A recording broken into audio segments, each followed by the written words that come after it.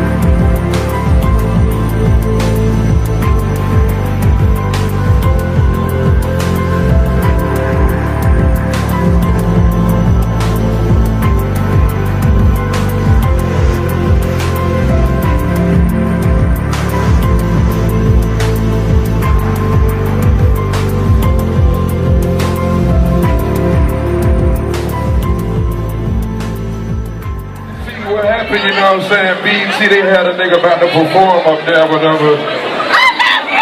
But under the circumstances of me performing, I couldn't fuck with that shit, you know what I'm saying? Because they were trying to get a nigga to do some off-brand corner shit. Free band gang. I'm just not about to sell my soul for no red carpet, no publicity stuff. Yeah, you feel me? Let's do some real nigga shit right now. I gotta fuck with Supper Club, because at the end of the day, when I wake up, I know they all fuck with me and I fuck with y'all. Kendall Jenner gets vampy. Kendall keeps it goth in the Twilight-inspired shoot.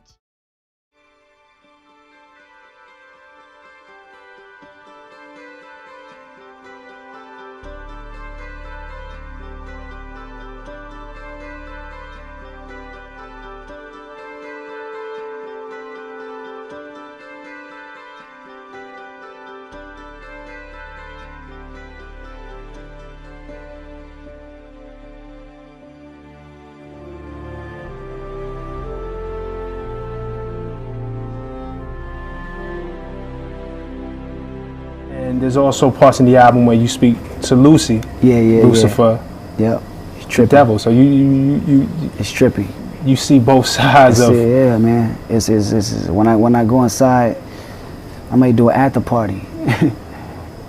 I see it all around, man. I may do an after party, and this is how I'll be able to write these records, because it's not just the positive energy that speaks to me. It's the negative too. It's the evils too, and we all have temptations. Right. You know. Me, I'm just fortunate enough to translate them temptations through record. Right. You know, I always said this is truly a gift for me. Putting these records out is a gift for me, because I'm not only a voice for myself, but I'm a voice for people who can't express themselves like that. Right. And Lucy is one of my favorite records because it's me actually coming to realization of the evils rather than acting like it's not going around. My thoughts are not happening. My thoughts are happening right in front of my face. I gotta present them.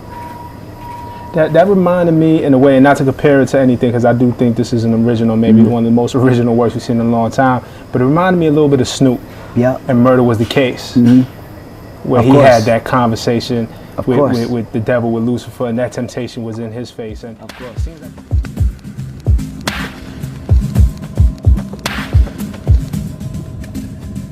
Lucifer Morningstar. Is that a stage name? God-given, I'm afraid. Why don't you tell me something? How does she end up dying in a hailstorm of bullets and you get away without a scratch? The benefits of immortality. What will your corrupt little organization do about this? We're done here. Someone out there needs to be punished. Stop caring. You're the devil. America's most watched network unveiled its fall primetime lineup last night, including 7 shows making their debut. Among them, the highly anticipated comedy Angel from Hell. We're never supposed to intervene in a human's life. Oh, is that some sort of angel rule? As a matter of fact, it is, yes. We're supposed to help from afar. Be subtle about things, like implant an inspirational thought or nudge you towards a conditioner that would give your hair that perfect bounce. The Pantene? You're welcome. 2 stars from the upcoming series on the Sci-Fi Network, Childhood's End. Sounds interesting just from the title alone, but it's a unique series, guys. Is it kind of like a mini-series? Yeah, absolutely it is, yes. But nice. I think I like the format of it. It's 3 nights in a row.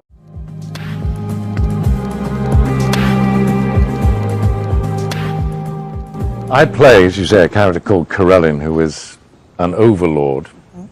And the overlords come to Earth at a time when there is economic crises, wars, disease. The world's in a very bad way. Arthur C. Clarke wrote that in 1954. Here we are in 2015. We have economic crises. We have people with not enough food to eat.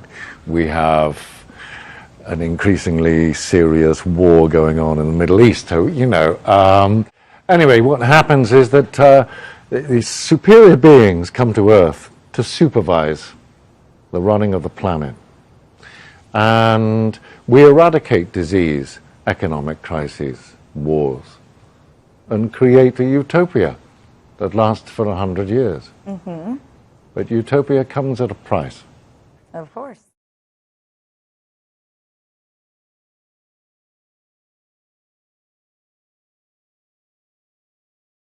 Just being in such an infrastructure like BET, and I still work in the film and television industry, and I have actors that we see on TV every day that are my friends, and I'm in their homes, and I know that they ain't got no money. I've been over rappers' cribs that will go on MTV cribs talking crazy, and I've been in their house like, word, you living a little bit better than me, because it's all based off perception. Even going back to what the brother talked about with the homosexuality with the rappers, here's the kicker. It's not that the rappers are gay. That's not it. That's a misconception. What it is, it's about control. See, that's what makes it, that's why you see so many buffoons nowadays in television and film, doing things that we know are like, wow, Jamie Foxx, you would say that? Wow, Jay-Z, you would actually sit there and do an anti-Semitic commercial? Because they're in a bind, because see, Jay-Z's not gay. I'll use him as an example. He's not gay, but once you reach a certain level within that weapon of mass destruction, you have to give something up. There's something that you're going to give up because you got to be down with that crew. And how do I know? Because it happened to me. That is why I'm standing here talking right now. I reached a certain level in that station. I was the only producer to ever come as a new kid and create a multi-million-dollar revenue generating show. So it's not even reality television. But they understand that majority of us, whether we like it or not, are lazy as hell. On a spiritual level, we think because we work 3 jobs that I'm not lazy, but spiritually, psychologically, the masses are lazy. But the majority of us, and I know it's going to be kind of harsh, but the majority of us will never fulfill our dreams. So we'll never be in a position to say what we would or would not do. You understand what I'm saying? We'll never be in that position. Because before I got there, I would say the same thing until I got there. You understand? So I literally lived the devil taking me to the mountain and saying, you can either go to the left, you can have all of this. And I was there. It was ritualistically done. The vice president sent his right-hand man to me 3 straight weekends. They do everything in 3s. Well, now it's time for them to introduce me to the inner workings of this monster that's created. And that's why nowadays we see people caught up on secret societies, but it ain't no secret if everybody's talking about it. As a television producer who was Dave Chappelle's stand-in, which means I did his rehearsals season 1 and 2 of Chappelle's show, I saw what happened to Dave. Dave used to give me advice all the time. And one of the key things he told me was, no matter how much money they offer you, and he said they, as he pointed to my chest, he said, never forget who you are or where you come from. And he walked away from me. And I didn't get it at the time until the nigga left. Then I said, oh. And him and Charlie Murphy would tell me the same things all the time. And then I got it. This is a war. And these cats are sorcerers. And we need to take, and I know the words magic and sorcery takes people to make you think that I'm talking about the Eastwick Chronicles or Harry Potter, but this is real. because it's affecting our babies. So when they see all these signs visually that say whatever has happened in urban America as far as the perception on television and film, I was basically the fly on the wall. That's why this brother is so correct. There you go, so correct when he says we are at war. And I know it's somewhat difficult to believe that a war can be anything other than physical, but it is.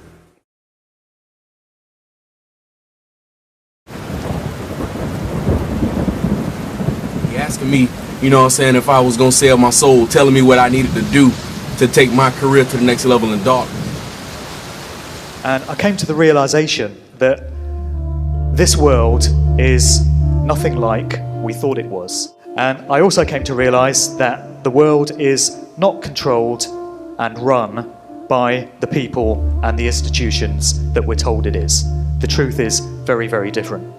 In actual fact, there are various organizations and groups working through secret society networks that over a vast period of time have come to control and manipulate pretty much every aspect of daily human life. And that absolutely includes the entertainment industry.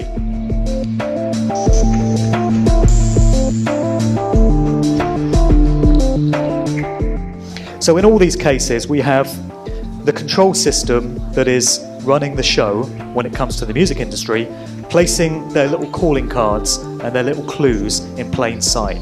They're letting you know who owns these artists because their artists are owned lock, stock and barrel. And there's a phrase that you often hear, which is they've sold their souls for fame and fortune. And I would suggest that rather than that being a myth or a convenient kind of quip or phrase, there is a lot of truth to that statement. I didn't know, you know what I'm saying, I never really heard the gospel in its purest, you know what I'm saying, in purity and in truth, you know what I'm saying. I ain't know that Jesus Christ was the only way.